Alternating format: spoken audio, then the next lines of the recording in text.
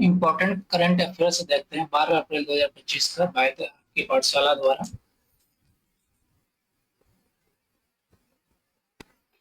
पहला प्रश्न है, सीता नदी वन्य जीव अभयारण्य किस राज्य में स्थित है? पूछे किस राज्य में स्थित है? कौन सा? सीता नदी वन्य अभयारण्य अभयारण्य जीव अभयारण्य किस राज्य में स्थित है? ए मध्य प्रदेश में, बी छत्तीसगढ़ में, सी उत्तर प्रदेश में या डी झारखंड में? ये कहाँ पे स्थित है? ये छत्तीसगढ़ में स्थित है।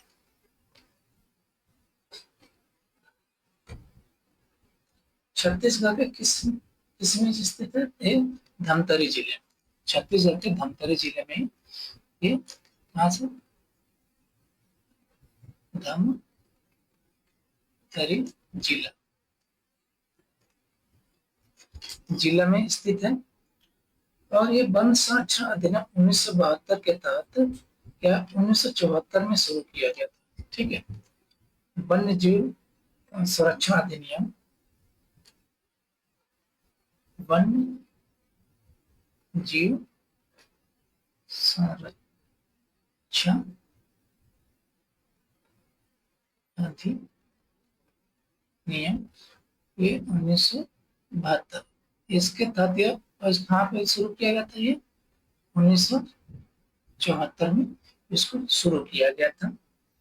इसका क्षेत्रफल है, क्षेत्रफल इसका कितने क्षेत्रफल में फैला हुआ था? ये कितना है? 556 किलोमीटर स्क्वायर ये फैला। ठीक है, देख लेते हैं। सीता नदी जन वन्य जीव अभयारण्य भारत के छत्तीसगढ़ के धमतरी जिले में स्थित है। काफी धमतरी जिले। इसे वन्य जीव संरक्षण अधिनियम 1972 के तहत वर्ष 1974 में क्या शुरू किया गया था? यह अभयारण्य लगभग 556 वर्ग किलोमीटर के बड़े क्षेत्र में फैला हुआ है, जो इसे मध्य भारत के प्रमुख वन्य जीव क्षेत्रों में से एक बनाता है। अगला प्रश्न, टिकाऊ भविष्य 2025 के लिए कौन सा राष्ट्रीय महत्वपूर्ण खनिज मिशन यानी कि नेशनल क्रिटिकल मिनरल मिशन शुरू किया गया है? कौन सा देश ने, किस देश ने, मतलब किस देश ने महत्वपूर्ण या किस देश ने, कौन सा देश में, कौन सा देश हो जाएगा? तो ए नेपाल ने, बी बांग्लादेश ने, सी भारत ने या डी पाकिस्तान ने? इसको किसने शुरू किया है? ये शुरू किया है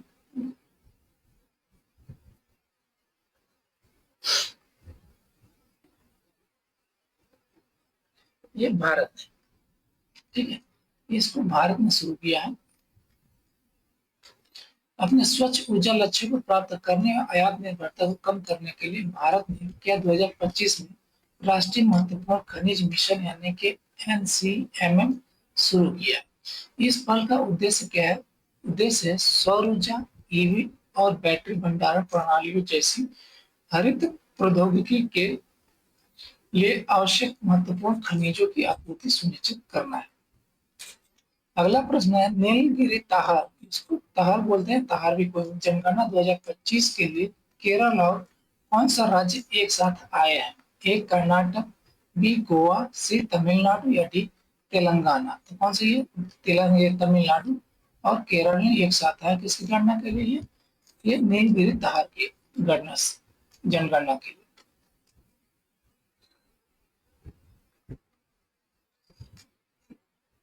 ये एराविकुलम राष्ट्रीय उद्यान के 50 वर्ष पूरे होने के उपलक्ष्य में केरल और तमिलनाडु 24 से लेकर 27 अप्रैल 2025 तक नीलगिरी ताहर की एक सम्मानित जनगणना के साथ शुरू कर रहे हैं। देख लेते हैं, एराविकुलम राष्ट्रीय उद्यान के 50 वर्ष, कितने? 50 वर्ष पूरे होने के उपलक्ष्य में केरल और तमिलनाडु 24 से लेकर 27 अप्रैल 2025 तक नीलगिरी ताहर की एक समन्वित जनगणना के लिए एक साथ आ रहे हैं। यह व्यापक सर्वेक्षण दोनों राज्यों के 265 ब्लॉकों में किया जाएगा। कितने? 265 ब्लॉक। और इसमें कैमरा ट्रैप जैसे आधुनिक उपकरणों का उपयोग किया जाएगा। Camera trap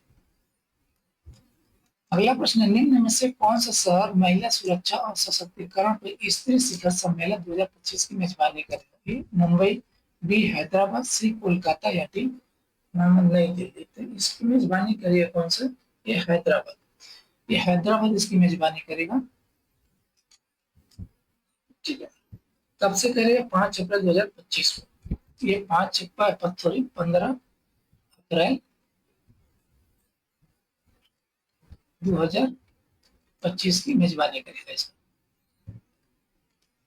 Hyderabad Hyderabad city security council यानी कि HCSC 15 अप्रैल 2025 को स्त्री शिखर सम्मेलन के दूसरे संस्करण से दूसरा संस्करण की मेजबानी करने के लिए तैयार है। यह महत्वपूर्ण आयोजन महिलाओं की सुरक्षा चिंताओं को दूर करने और उन्हें सशक्त बनाने पर केंद्रित है। अगला प्रश्न है, 16वें अकादमी पुरस्कार में सर्वश्रेष्ठ स्टंट डिजाइन श्रेणी की शुरुआत कब से की जाएगी? ये पूछ रहे कब से की जाएगी? ए 2026 से, बी 2027 से, सी 2028 से या 2029 से? इसकी शुरुआत होगी कब से? 2028 से इसकी शुरुआत होगी।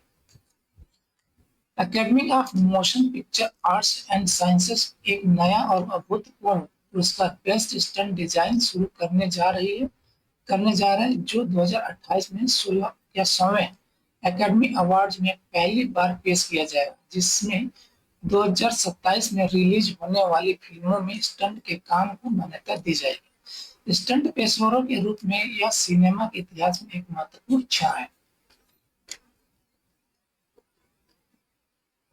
अगला प्रश्न है, ब्रेक थ्रू पुरस्कार 2025 आधुनिक विज्ञान की सीमाओं का सम्मान का कौन सा संस्करण है?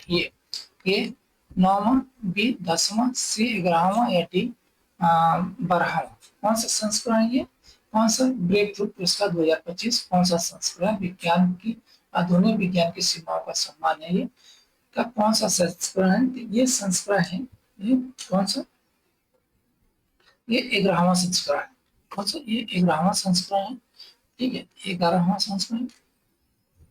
विज्ञान का पुरस्कार कहे जाने वाले 2025 ब्रेक थ्रू पुरस्कारों ने भौतिक, जीव विज्ञान और गणित के क्षेत्र में दुनिया के कुछ सबसे प्रतिभाशाली दिमागों का सम्मान किया। ठीक है, मार्क जुकरबर्ग और प्रिसिला चैन। ठीक है, कौन है? मार्क जुकरबर्ग और प्रिसिला चैन जैसे तकनीकी दिग्गजों द्वारा ये कब शुरू हुआ था? 2013 में स्थापित किए गए थे। इन पुरस्कारों का उद्देश्य समाज में वैज्ञानिकों की स्थिति को ऊपर उठाना, असाधारण उपलब्धियों को पुरस्कृत करना और अगली पीढ़ी के नवोन्मेषकों को प्रेरित करना है।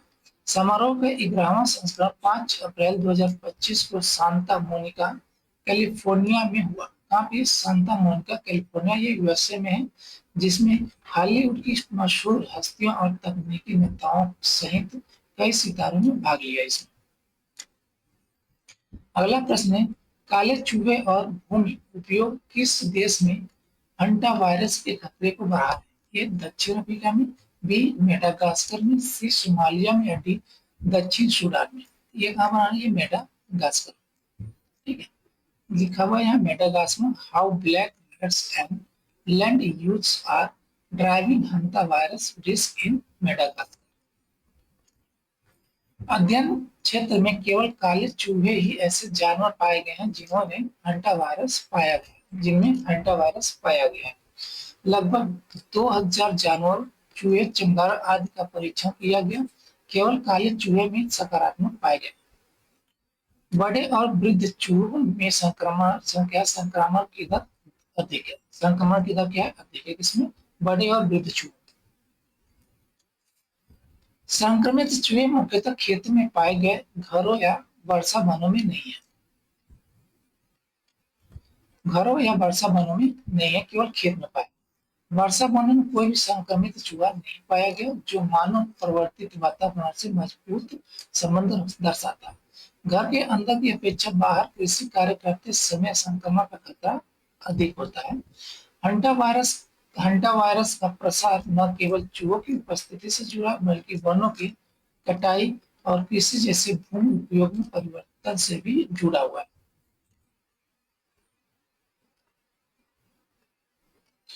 अगला प्रश्न, किस देश ने संयुक्त राष्ट्र साझेदारी के माध्यम से सियरा लियोन को कह 9,90,000 अमेरिकी डॉलर की सहायता प्रदान की? बोला कौन सा देश, किस देश ने संयुक्त राष्ट्र साझेदारी के माध्यम से सियरा लियोन को 9,90,000 अमेरिकी डॉलर की सहायता प्रदान की? ए चीन ने, बी रूस ने, सी भारत ने या डी अमेरिका ने?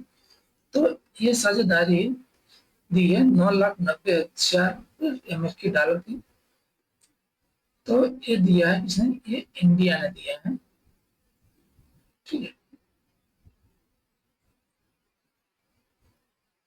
ये भारत ने दिया है। तो सियरा लियोन को 9,90,000 अमेरिकी डॉलर की सहायता प्रदान की इसने, भारत। भारत ने विकलांग व्यक्तियों को सशक्त बनाने, किसके लिए? विकलांग व्यक्तियों को सशक्त बनाने के उद्देश्य से एक परियोजना के लिए सियरा लियोन को 9,90,000 अमेरिकी डॉलर वित्तीय अनुदान की घोषणा की है। सियरा लियोन विशेष रूप से सक्षम व्यक्तियों के लिए आर्थिक स्वतंत्रता को सक्षम बनाना नामक इस पहल को भारत संयुक्त राष्ट्र विकास भागीदारी कोष के तहत समर्थन दिया गया और संयुक्त राष्ट्र विकास कार्यक्रम यानी यूएनडीपी के सहयोग से कार्यान्वित किया गया है। यह परियोजना सियरा लियोन की राष्ट्रीय प्राथमिकताओं के अनुरूप है और समावेशी विकास, स्थिरता और दक्षिण सहयोग के प्रति भारत की प्रतिबद्धता को रेखांकित करती है। अगला प्रश्न है, हाल ही में प्रधानमंत्री मोदी ने 3,880 करोड़ रुपए की विकास परियोजनाओं का अनावरण किस स्थान पर किया? ए गोरखपुर में, बी वाराणसी में, सी प्रयागराज में या डी आगरा में? तो कहाँ पे किया? ये वाराणसी में किया। 3,880 करोड़ रुपए के विकास परियोजना का अनावरण किया। कहाँ में? वाराणसी। प्रधानमंत्री नरेंद्र मोदी ने वाराणसी में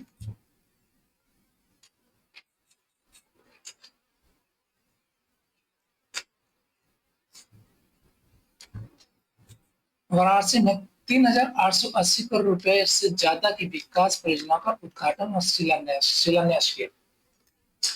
ये पहल बुनियादी ढांचे, ऊर्जा, शिक्षा, कानूनी परिवर्तन, जन कल्याण और सांस्कृतिक विरासत से जुड़ी है।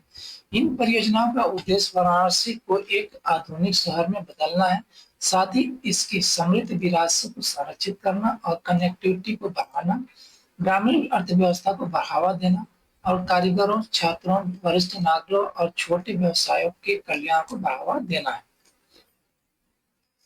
अगला प्रश्न है, 2035 फीफा महिला विश्व कप की मेजबानी के लिए कौन सा देश तैयार है? A America, B Brazil, C Britain या डी भारत?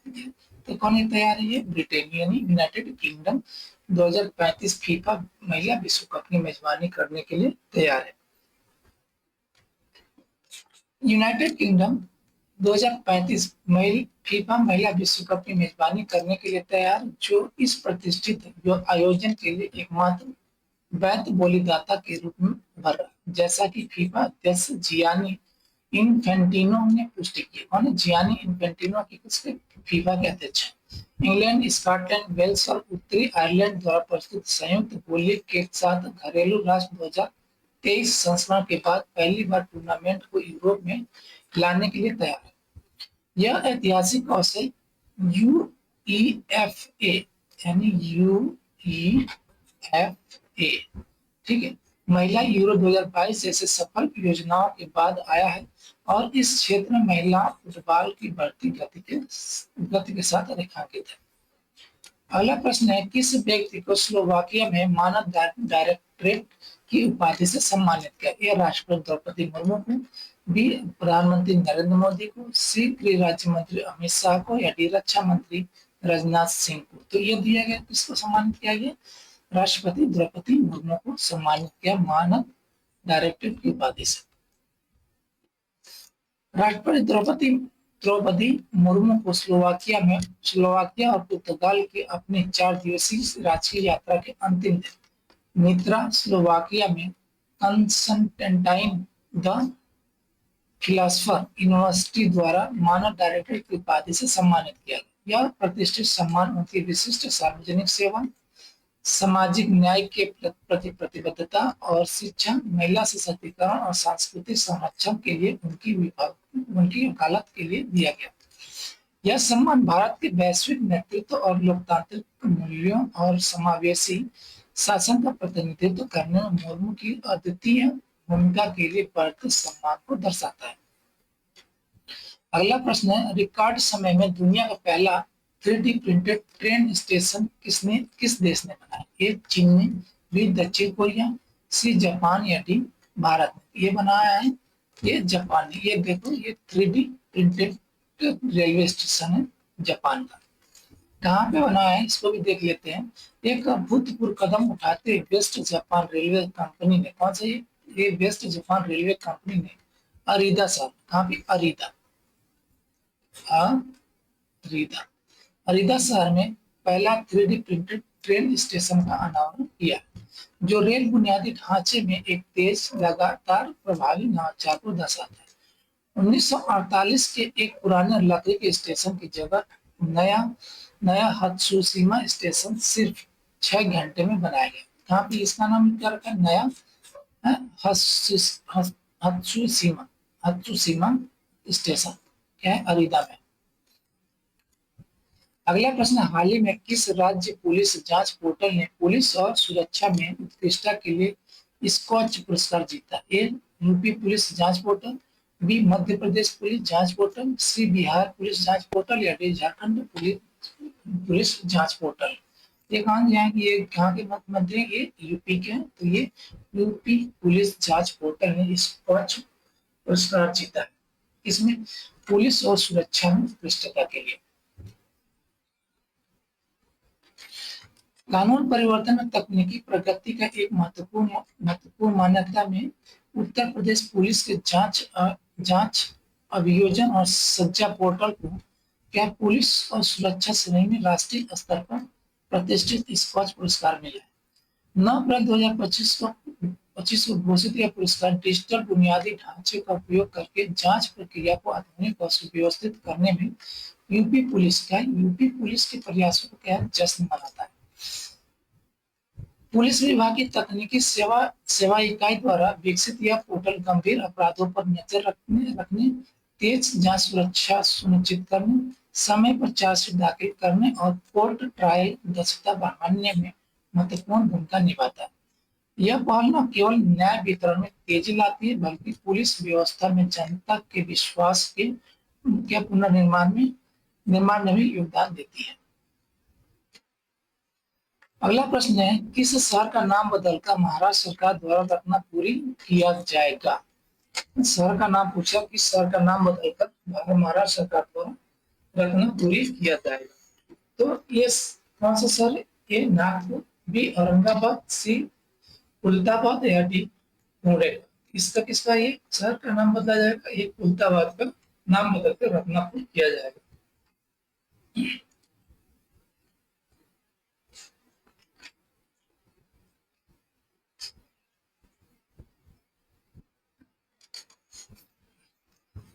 मुगल काल से पहले की विरासत और पहचान पुनर्जीवित करने के उद्देश्य से एक महत्वपूर्ण कदम उठाते हुए महाराष्ट्र सरकार ने ऐतिहासिक शहर कुलताबाद का नाम बदलकर उसके मूल नाम रत्नापुर करने की घोषणा की। क्या है? रत्नापुर। ठीक है, किसके द्वारा? महाराष्ट्र सरकार द्वारा। यह पहले की विरासत पहचान पुनर्जीवित करने के उद्देश्य से इसका नाम चेंज किया जा रहा है। क्या किया जाए? रत्नापुर। यह निर्णय 8 अप्रैल 2025 को राज्य के सामाजिक न्याय मंत्री संजय सिरसाट द्वारा घोषित किया गया, जो मुगल काल के दौरान बदले गए स्थानों के मूल सांस्कृतिक और ऐतिहासिक नामों को बहाल करने के लिए भाजपा शिवसेना गठबंधन द्वारा चल रही पहल को दर्शाता है। छत्रपति संभाजी नगर जिले में स्थित कुलताबाद न केवल अपने दर्शनीय और आध्यात्मिक महत्व के लिए जाना जाता है, बल्कि मुगल सम्राट और औरंगजेब के मुकाबले के साथ साथ उनके बेटे शाह आजम और हैदराबाद निजाम के संस्थापक शाह आसफ जाह प्रथम के कब्रों के लिए भी जाना जाता है। किसके लिए? औरंगजेब के मुकाबले के साथ साथ उसका बेटा था आजम शाह, उसका और हैदराबाद निजाम वंश के संस्थापक का नाम आसफ शाह प्रथम की कंपनी के लिए भी जाना जाता है। कौन सा ये? छत्रपति संभाजी नगर। अगला प्रश्न देखते हैं, राष्ट्रीय सुरक्षित मातृत्व दिवस 2025 किस तिथि को मनाया जाए? ए 11 अप्रैल को, बी 12 अप्रैल को, सी 13 अप्रैल को, या डी 14 अप्रैल को? ये मनाया जाएगा, ये 11 अप्रैल को मनाया जाएगा। ठीक है।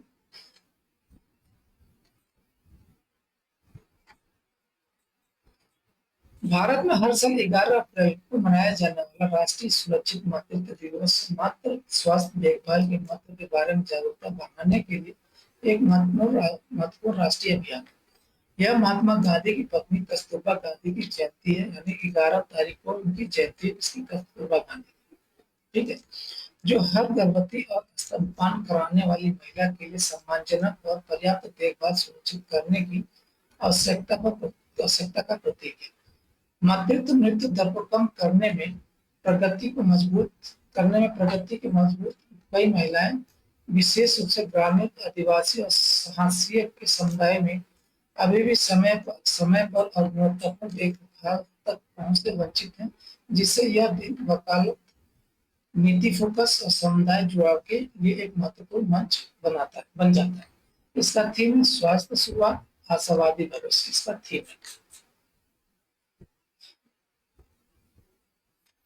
अगला प्रश्न है, विश्व पार्किंसन दिवस 2025 किस तिथि, मतलब ये नहीं, ये किस तिथि को मनाया जाता है? ठीक है, किस तिथि को मनाया जाता है? ए 11 अप्रैल को, बी 12 अप्रैल को, सी 13 अप्रैल को, या डी 14 अप्रैल को मनाया जाता है? 11 अप्रैल को, वर्ल्ड पार्किंसन डे 2025। हर साल 11 अप्रैल तक दुनिया भर में विश्व पार्किंसन दिवस मनाया जाता है, जो पार्किंसन रोग के बारे में जागरूकता फैलाने की एक वैश्विक पहल है, जो एक प्रगतिशील न्यूरोडिजेनरेटिव विकार है जो दुनिया भर में लाखों लोगों को प्रभावित करता है। पार्किंसन रोग के लिए यूरोपीय संघ द्वारा 1997 में स्थापित यह दिन डॉक्टर जेम्स पार्किंसन की विरासत का सम्मान करता है, जिन्होंने पहली बार 1817 में इस बीमारी का वर्णन पता लगाया। जैसा कि हम विश्व पार्किंसन दिवस 2025 को चिन्हित करते हैं, लोगों को लक्षणों, चरणों, उपचार विकल्पों और प्रारंभिक निदान और जीवन शैली प्रबंधन के महत्व के बारे में शिक्षित करने पर ध्यान केंद्रित किया जाता है। यह इस दिन का एक प्रमुख प्रतीक है। लाल ट्यूलिप वैश्विक पार्किंसन समुदाय में आशा, एकता और शक्ति का प्रतिनिधित्व करता है। क्या ये लाल ट्यूलिप है? प्रतीक है इसका पार्किंसन। अगला प्रश्न है, एडीबी ने, यानी कि एडीबी के एशियन डेवलपमेंट बैंक ने वित्त वर्ष 2025 में भारत की अर्थव्यवस्था में कितने प्रतिशत की वृद्धि का अनुमान लगाया? ए 6.6%, बी 6.7%, सी 6.5% या डी 6.8%? कितने का अनुमान लगाए?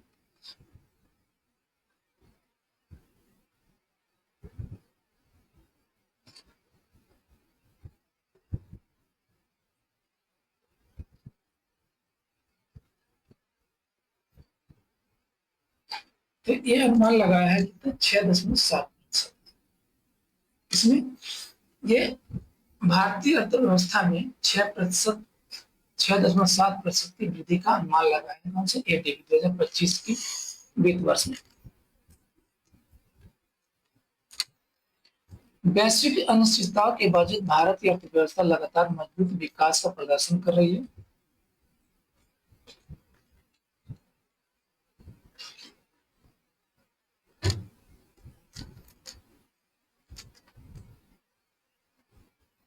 एशियाई विकास परिदृश्य, यानी कि एडीओ, अप्रैल 2025 के अनुसार वित्त वर्ष 2025 में भारतीय जीडीपी में 6.7% की वृद्धि होने का अनुमान है, जो उच्च घरेलू मांग, ग्रामीण आय में वृद्धि और मुद्रास्फीति में नरमी के कारण है। एशियाई विकास बैंक, यानी कि एडीबी को उम्मीद है कि विकास की गति वित्त वर्ष 2026 में भी जारी रहेगी, जिससे कुल अनुकूल राजकोषीय और मौद्रिक नीतियों द्वारा समर्थित 6.8% के अनुमानित जीडीपी वृद्धि होगी। कितना? ये 2026 का 6.8%। हालांकि भारतीय रिजर्व बैंक ने वैश्विक व्यापार चुनौतियों और नीति अनिश्चितताओं का हवाला देते हुए अपने अनुमान को थोड़ा संशोधित कर 6.5% कर दिया है। यानी आरबीआई कितना किया है? ये एडीबी 6.7%। ये कितना है 2025 के लिए, और 2026 के लिए कितना? 6.8%। ये आरबीआई कितने से संशोधित किया? ये 6.5%। ठीक है।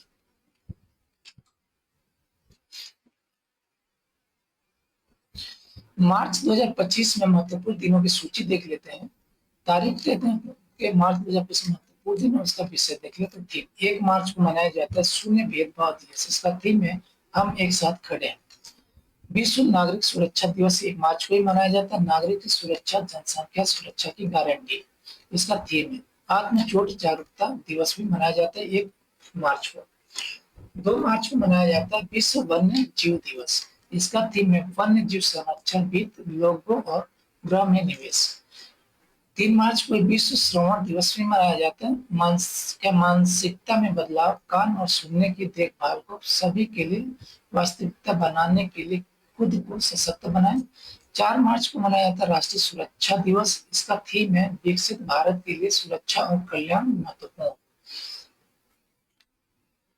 5 से 7 मार्च को विश्व सतत ऊर्जा दिवस मनाया जाता है 5-7 मार्च को, और जल्दी अपडेट किया जाएगा इसका थीम है।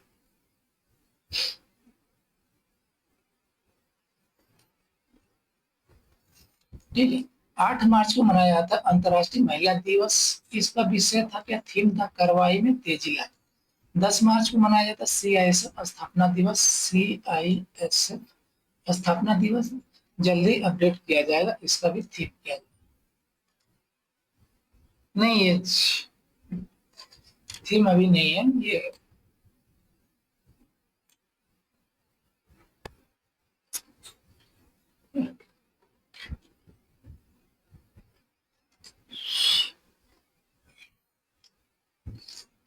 इसका थीम नहीं दिया हुआ है। 12 मार्च को मनाया जाता है मॉरिशस दिवस मनाया जाता है। 12 मार्च को ही मनाया जाता है राष्ट्रीय धूम्रपान निषेध दिवस मनाया जाता है। क्या? मार्च माह का दूसरे बुधवार को। ठीक है। 14 मार्च को मनाया जाता है नदियों के लिए अंतर्राष्ट्रीय कार्रवाई दिवस, छुट्टी और विश्व नींद दिवस। विश्व नींद दिवस क्या थीम है? नींद के स्वास्थ्य को प्राथमिकता बनाए। नींद के स्वास्थ्य को प्राथमिकता बनाए।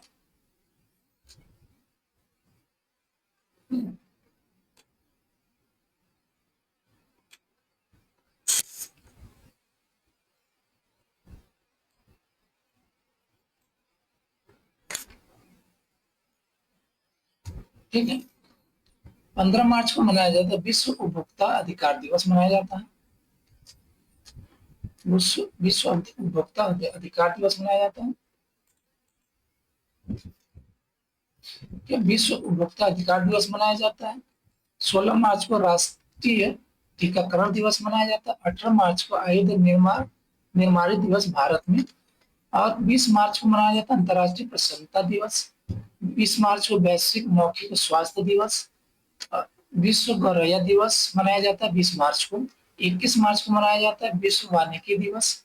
विश्व डाउन सिंड्रोम दिवस 21 मार्च को मनाया जाता है। इसका थीम है हमारी सहायता प्रणाली में सुधार करें।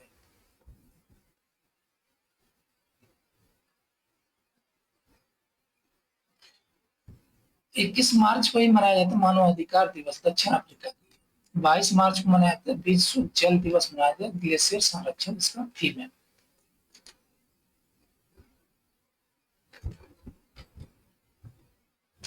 तेईस मार्च को मनाया जाता है विश्व मौसम विज्ञान दिवस। इसका थीम है प्रारंभिक चेतावनी के अंतर को एक साथ बांटना।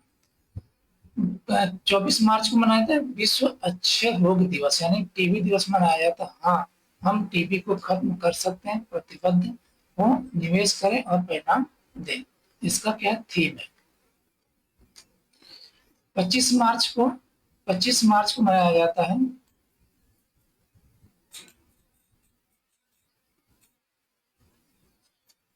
25 मार्च को मनाया जाता है क्या, गुलामी और ट्रांस ट्रांसअटालिक ट्रांसअटलांटिक दास व्यापार पीड़ितों की याद का अंतर्राष्ट्रीय दिवस भी मनाया जाता है। 25 मार्च को मनाया जन्मे बच्चों का अंतर्राष्ट्रीय दिवस मनाया जाता है क्या, 25 मार्च को। 26 मार्च को मनाया जाता है मिर्गी के लिए पर्पल डे। किसके लिए, मिर्गी के लिए पर्पल डे मनाया जाता है। 27 मार्च को मनाया जाता है विश्व रंगमंच दिवस, 27 मार्च को मनाया जाता है। ठीक है।